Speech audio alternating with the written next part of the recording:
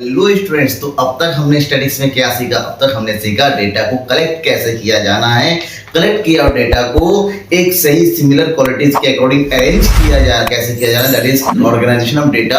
और organise of data को किस तरीके से रिप्रेजेंट किया जाता है एक अच्छे और अट्रैक्टिव वे में, that means representation of data, जहां पर आपने टेबुलर प्रेजेंटेशन और ग्राफिकल प्रेजेंटेशन ये सब कुछ सीख लिया। अब हमें ये सीखना है कि जो भी डेटा हमारे पास होता है उस डेटा की स्टडी या एनालिसिस कैसे होती है। सबसे पहले तो ये समझ लीजिए, जब भी whenever we have a lot of data, we have lot of numbers, we lot of facts, तो उन सब की एक एग्जैक्ट वैल्यू नहीं पता होती, उसका एनालाइज करना पॉसिबल नहीं होता है। तो हमें एक ऐसी वैल्यू की जरूरत होती है जिस वैल्यू के अकॉर्डिंग पूरा जो कॉम्प्लिकेटेड डेटा होता है, जो हमने अरेंज किया है, जो रिप्रेजेंट किया होता है टेबल में, उसको आराम से समझ सके और अपना एक रिजल्ट या फिर एक पॉइंट ऑफ व्यू कैलकुलेट कर सके। फॉर एग्जांपल, अगर आपसे किसी ने पूछा कि बताइए आपके मार्क्स कितने हैं, तो आप क्या सारे सब्जेक्ट के मार्क्स बताओगे?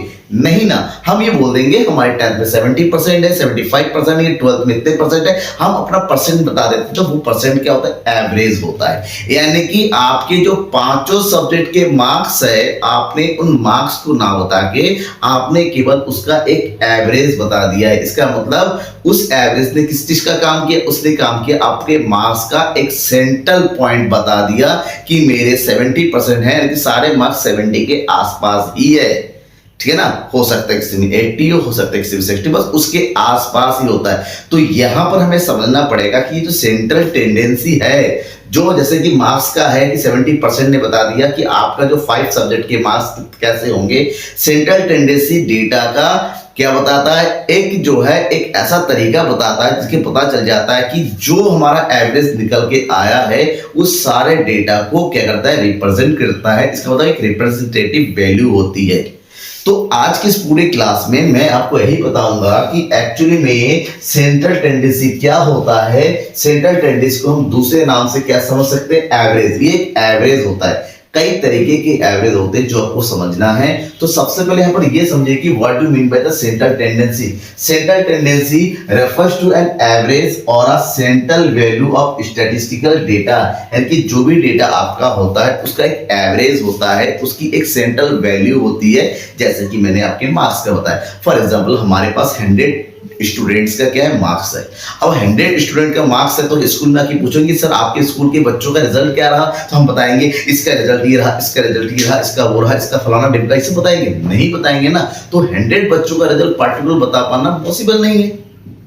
जब ये पॉसिबल नहीं है तो पॉसिबल बनाने के लिए हम क्या करते हैं? उस 100 स्टूडेंट्स का एक एवरेज मार्क्स निकाल लेते हैं कि हमारे स्कूल का रिजल्ट 80% रहा, 75% रहा। तो 100 स्टूडेंट्स को जो डेटा का एक सेंटर पॉइंट होता है, जो सारे के सारे डेटा को रिप्रेजेंट करता है, उसको हम एवरेज बोलेंगे। उसको हम सेंट्रल टेंडेंसी के नाम से जानते हैं। तो हमें यह भी समझना पड़ेगा जो सेंट्रल टेंडेंसी है उसको मेजर कैसे किया जाए, एवरेज कैलकुलेट कैसे किया जाए। जब हम एवरेज के कैलकुलेशन की बात करते हैं ना बेटा, ध्यान में रखना, जब भी हम सेंट्रल टेंडेंसी के कैलकुलेशन की बात करते हैं तब उसको बोलते हैं मेजर्स ऑफ सेंट्रल टेंडेंसी। मतलब सेंट्रल टेंडेंसी को कैसे कैलकुलेट किया जा सकते हैं। For example, the measures of central tendency refers to all those methods of statistical analysis of which the average of statistical series are worked out। मतलब एक ऐसे मेथड होते हैं, ग्रुप ऑफ मेथड होते हैं, जिसके थ्रू जो भी हमारे पास डेटा आता है उस डेटा की हम क्या कर सके? कैलकुलेशन कर सके, उस डेटा को वर्कआउट कर सके, पता लगा सके एक्चुअल में इसकी सेंट्रल टेंडेंसी यानी कि एक्चुअल में इसकी एवरेज है कितनी। ठीक है ना, आपने साल भर कितना कमाया वो नहीं बताया, आपकी एवरेज इनकम कितनी है, आप एवरेज कितना कमाते हो। तो ये एवरेज वर्ड है एक नॉर्मल वर्ड है, हमारे डेली लाइफ का वर्ड है। तो एवरेज का कैलकुलेशन देखिए अलग अलग मेथड्स होते हैं। चलिए इन सब के बारे में तो मैं आपको बताऊंगा कि कौन कौन से मेथड है। बेसिकली मैं आपको न्यूमेरिकल क्वेश्चन सॉल्व करके बताऊंगा कि लगातार जब स्टैटिस्टिक्स पढ़ा रहा हूं तो वो सब भी आता रहेगा। सारे स्टैटिस्टिकल मतलब सेंट्रल टेंडेंसी की मेथड को, जिसमें mean, median, mode, atom, system, जो किया स्टैंडर्ड डेविएशन, सब कुछ मैं आपको बताऊंगा, बस बने रहिएगा मेरे साथ। लेकिन हमें यह समझना है इस चीज को क्रॉक्सटन ने या काउडन, क्रॉक्सटन एंड काउडन, ठीक है ना, दो लोग ध्यान रखिएगा, एक मत समझिएगा। दो लोगों ने मिलके एक स्टेटमेंट दिया है, मतलब उनकी बुक है, उसके अंदर एक स्टेटमेंट है कि an average is a single value. Average एक सिंगल वैल्यू होता है बहुत सारे डेटा का with in the range of data that is used to represent all of the values in the series। एक सिंगल डेटा होता है जिसका यूज होता है पूरे सीरीज को रिप्रेजेंट करने के लिए, जो उस पूरे सीरीज के किसको बताता है, रेंज को बताता है, कंप्लीट रेंज ऑफ डेटा को बताता है। That means since an average is a somewhere with in the range, जो एवरेज होता है उस पूरा रेंज की जो भी डेटा होता है उसके कहीं ना कहीं उसी रेंज के अंदर से निकल के आता है। It is sometimes called measure of central value, और इसको कहीं कहीं एवरेज को सेंटर ऑफ मेजर वैल्यू के नाम से माना जाता है। That means measure of central value के नाम से इसको जाना जाता है। मेरे ख्याल से तो समझ में आ गया होगा कि एक्चुअली में सेंट्रल टेंडेंसी क्या होता है। तो नॉर्मल लैंग्वेज बताता हूं कि central tendency, measure of central tendency एक ऐसा मेथड होता है जो ये बताता है कि किसी भी डेटा की रेंज के अकॉर्डिंग उसकी एवरेज का कैलकुलेशन हम किस तरह से करते हैं। अब बात करते हैं फंक्शन ऑफ एवरेज। आखिर ये जो एवरेज हम कैलकुलेट करते हैं वो किस लिए करते हैं, इसका पर्पस क्या है या फंक्शन क्या है, ठीक है। अगर हमने फंक्शन की बात करते हैं, ये मैंने टीआर जैन बुक के अकॉर्डिंग लिखा हुआ है, आपके पास अपनी अपनी बुक होगी वहां देख सकते हैं। तो अगर उसकी फंक्शन की बात करते हैं, इसकी पर्पस की बात करते हैं, सबसे मेन पर्पस क्या होता है इसका, सबसे मेन पर्पस होता है ब्रीफ डिस्क्रिप्शन। मतलब जो हमारे पास बहुत सारा डेटा होता है उस सारे डेटा को पढ़ना समझना बहुत टाइम की जरूरत होती है, ठीक है ना, और पॉसिबल नहीं है एक साथ सब कुछ समझ लेना। तो सारे जो एनॉर्मस नंबर्स ऑफ डेटा हमारे पास होता है जिसको रिप्रेजेंट किया है, उस नंबर को स्टडी करने के लिए एक ब्रीफ फॉर्म में होना जरूरी है, यानी कि संक्षिप्त रूप में होना जरूरी है। इसलिए जो एवरेज होता है वो बहुत सारे डेटा का एक ब्रीफ डिस्क्रिप्शन हमें प्रोवाइड करता है। Next, comparison. अगर हमने अलग अलग टाइप के डेटा को जो एक दूसरे से कंपेयर होते, एक दूसरे के हिसाब से होते, कंपैरिजन होते, एक ईयर का दूसरी ईयर के साथ, एक एरिया का दूसरे एरिया के साथ, एक आदमी का दूसरे आदमी का, एक बिजनेस का दूसरे बिजनेस के साथ अगर हम कंपैरिजन करना चाहते हैं तो उनका पार्टिकुलर डेटा का हम क्या निकालते हैं, एवरेज निकालते हैं, फिर दोनों का कंपैरिजन करते हैं कि किसका एवरेज सही है किसका नहीं है। अगर नहीं है तो क्यों है, हम उसका कंप्लीट एनालिसिस कर सकते हैं।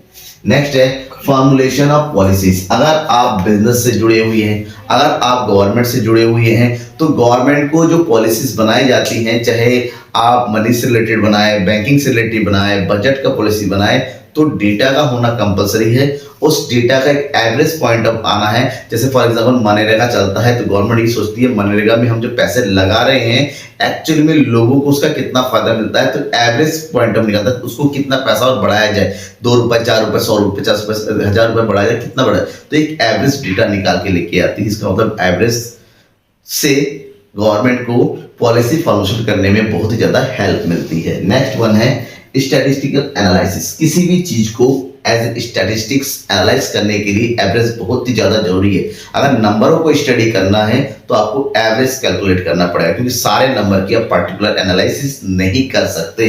और लास्ट वन है वन वैल्यू फॉर ऑल, क्योंकि ये बहुत आसान बना देता है स्टैटिस्टिक्स को समझना, स्टैटिस्टिक्स को पढ़ना, एनालिसिस निकालना और मोस्ट ऑफ आपके रिजल्ट को प्रिडिक्शन करने के लिए बहुत इजी कर देता है। क्यों? क्योंकि बहुत सारे डेटा का केवल एक ही नंबर होता है जिसके थ्रू आप, फॉर एग्जांपल, ए भाई तेरा क्या कितना परसेंटेज आया ये बताएगा तो जरा, तो मेरे 80% है।